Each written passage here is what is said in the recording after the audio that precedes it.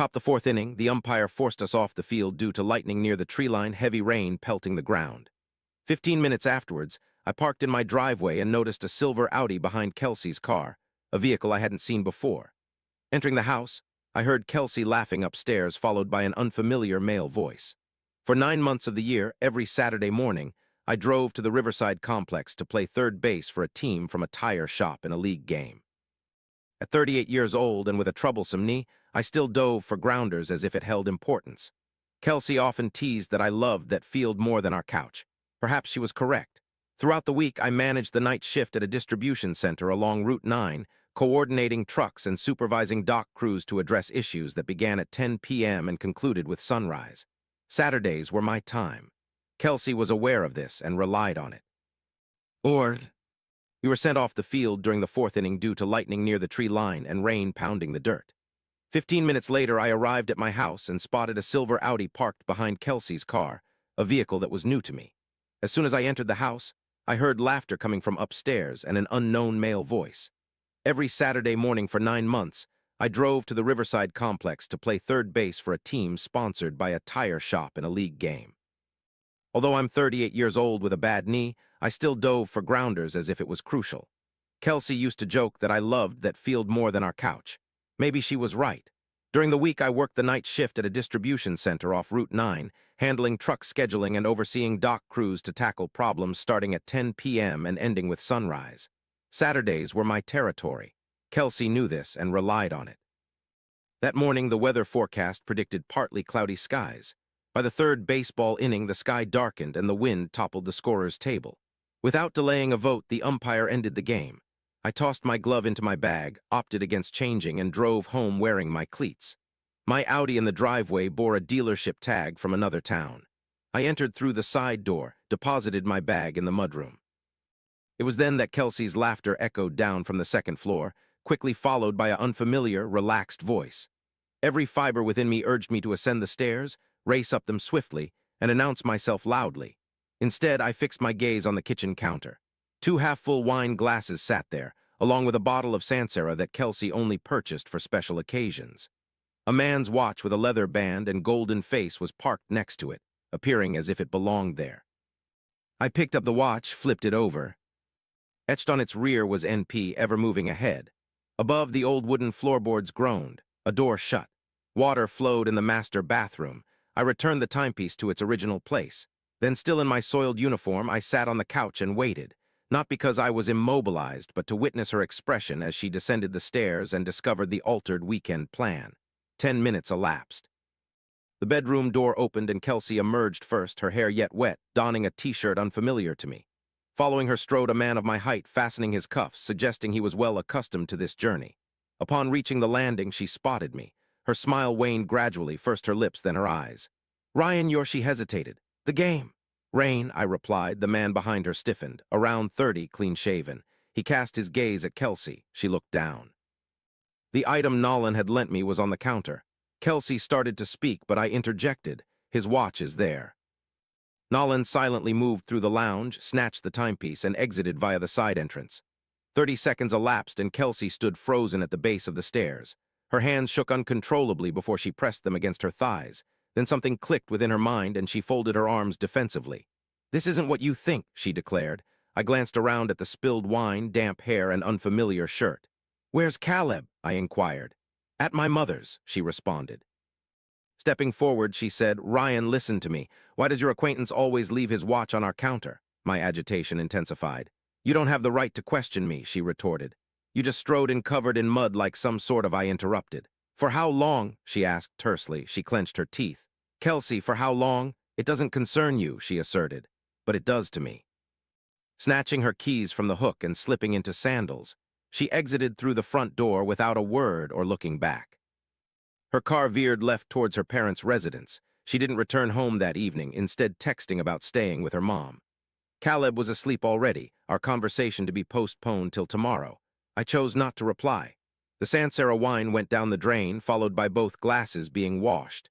Seated at the kitchen table with my phone, I typed Nolan P into every search that came to mind. It took merely 20 minutes before I found Nolan Price, a regional representative for a surgical equipment firm. He was married to Andrea Price, a colleague of mine from the pediatric clinic on the same floor. My wife had been secretly involved with her coworker's husband, as evidenced by his LinkedIn picture. The man in question sported the same appearance and pricey footwear. His Facebook was public, filled with pictures of them together at a wedding last fall and a beach trip over Christmas. They had 2 children, and every photograph depicted her appearing content. On Sunday morning, Kelsey returned home with Caleb in her arms. She placed him in the playpen and sat opposite me at the table. Her initial statement was practiced. I could discern it. Nolan and I erred only once. It's now in the past. I informed him of that yesterday. It was a singular incident, yet nothing about it suggested one-time occurrence. All right, I replied. She paused.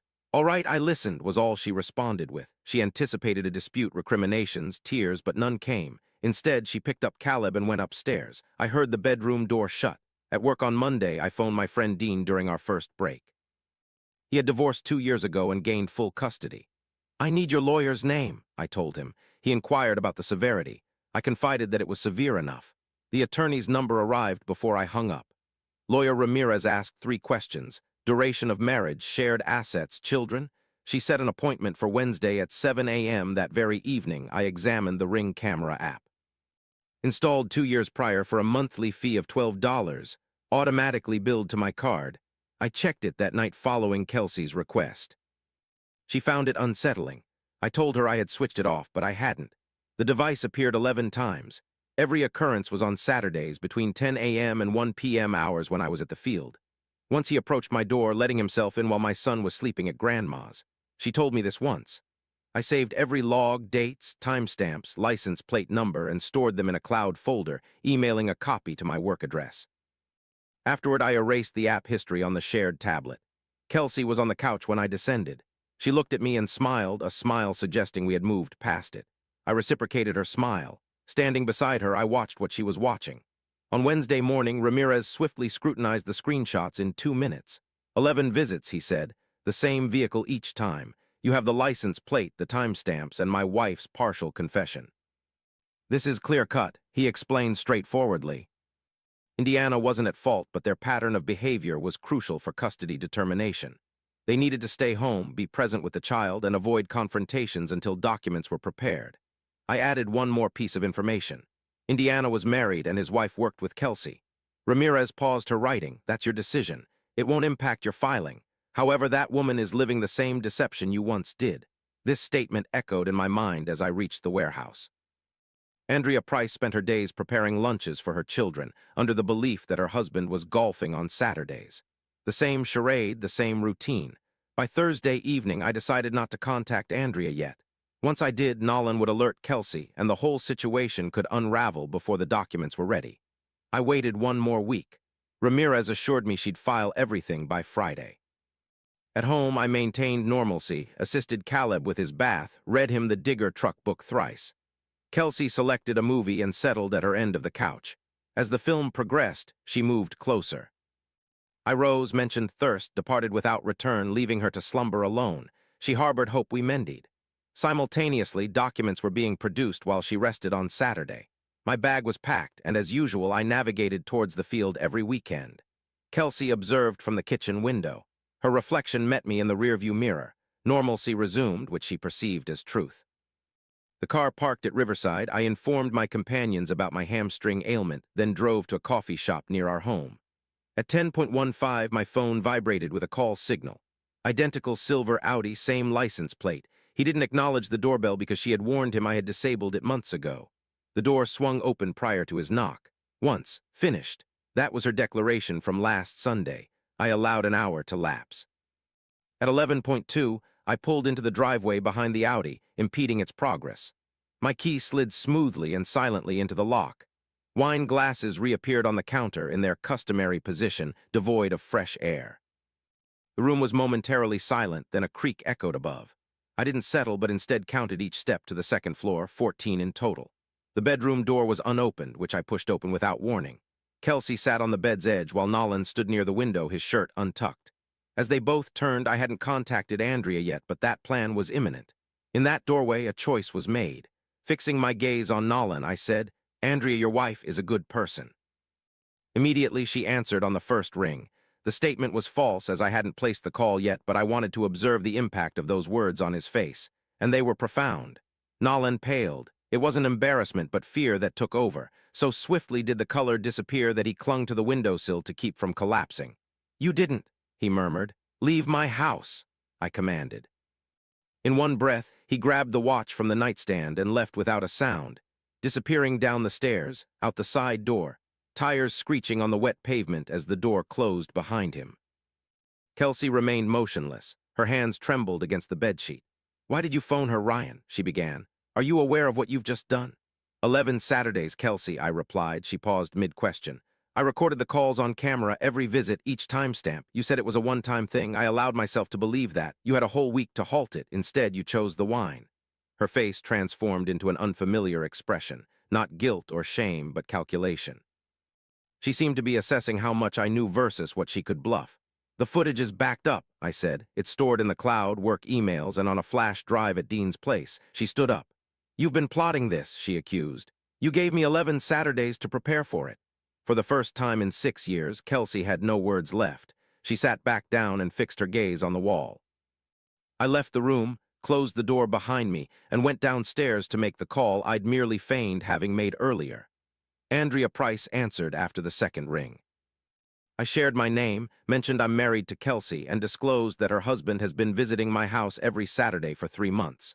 A brief silence followed for approximately 10 seconds before she responded. "I recognize you," she stated. "Kelsey often speaks of you at work. Does she also talk about me?" I inquired. "She informed everyone about your indifference, stating that you prioritize your baseball league over your family." Her voice remained composed and steady. "Nolan allegedly had a scheduled golf game on Saturdays, which I never verified. I supplied the dates." She refrained from crying. Instead, she requested the screenshots, and I immediately emailed them during our call. "Thank you for calling," she concluded. "Most people wouldn't do that." Upon hanging up, Kelsey was present at the top of the stairs. She had been listening. "Aren't you aware this impacts everyone?" she said. "We have children, our child, the entire family." I informed her that the infidelity occurred in June. Descended snatched her phone to text with both hands, likely warning Nolan, but it was already too late. Andrea didn't appear as a woman who required much deliberation. I strolled towards the wardrobe and extracted Caleb's travel bag. I began to fill it diapers, wipes, his blue blanket, and the stuffed toy he couldn't sleep without. Kelsey observed my packing, and her voice eventually broke.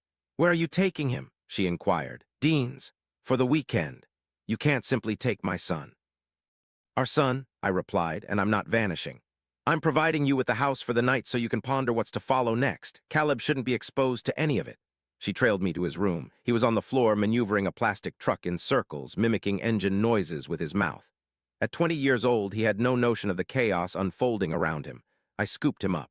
He clung to my shirt with both hands, just as he always did. Kelsey gently touched the back of his head. Regardless, she remained his mother.